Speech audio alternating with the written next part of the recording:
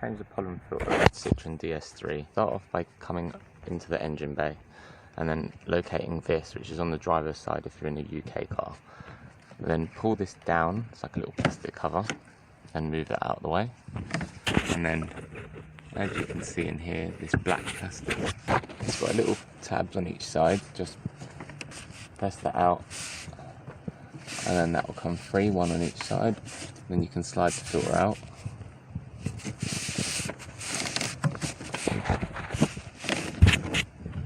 That one was very squashed. Don't know who put that in. And there's broken one eye.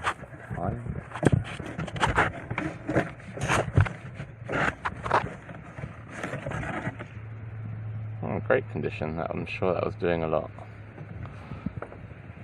So now get the new one and put it in. So we're using these Febby ones. There's actually two filters, so you've got a small one and a big one. So the small one goes in first. And you can see there's an airflow direction here, so that should be facing downwards. And now we're going to get that in, and then it's going to tuck into the right hand side.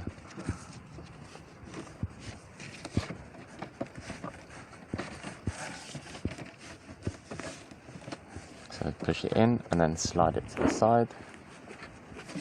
Let's see if you can see that. If it focuses, maybe you will. There you go, you can see that that's now in position. And don't know if you can see, but it's not creased and folded like the other one.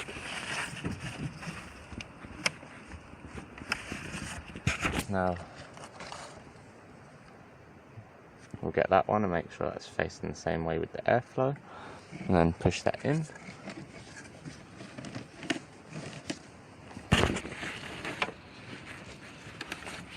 There we go, and now that's two filters that are actually in properly, so we'll actually filter some air. Now let's push that in, so just flap that up and then clip it in. Do the same on both sides, and there you go, that's now a pollen filter that works. Now we can get that little black plastic thing and then clip that back into place.